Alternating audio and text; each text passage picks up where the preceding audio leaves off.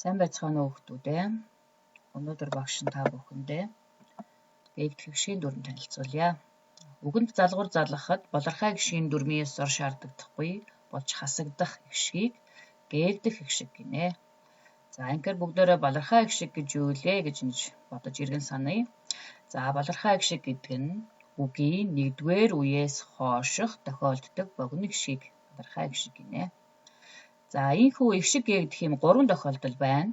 За үүнд нэгт гэгүүлэгчээр төгссөн үгэнд урт гişгээр хэлсэн залгуур залгахад уг үгийн төгсгөлийн гэгүүлэгчийн өмнөх балархай гişг гээгдэн. За жишээгээ харъя. Олон олноос авар авраад суртал суртлаар гэх мэт.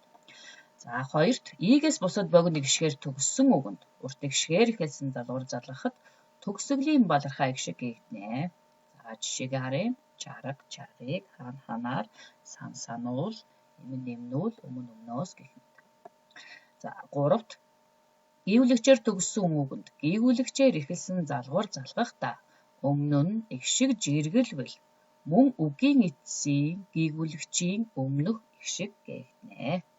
За жишээ нь боловсрол, боловсрал, сурагчид, сурагчдад, үсэр, үсрэх гэх мэт гээгдэж бас нэмэгдсэн байгааг та нар ажиглаж байгаа. За гажилтан. За оноосны нэрийн төгсгөлийн гэгүүлэгчийн өмнөх балархай гişгийг гээдэггүй. Та нар өөрсдийнхээ нэрний гişгийг гээхгүйгээр залгуур залгадаг тийм ээ. За орхон орхны, бунцэг бунцгийн гэх мэт.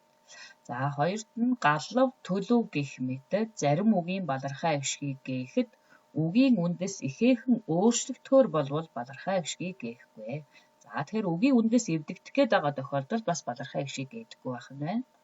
За гуравт нь уламжлалын зарчим баримталж бичсэн үгийн гişгийг гээхгүй.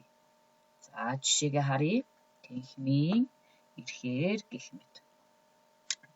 За хүүхдүүдээ энэ 3 гээгдэх гişгийн 3 дүрмийн 3 тохиолдлоо харж сайтар тогтоож авч бичиж тэмдэглэж аваарай. За баяртай.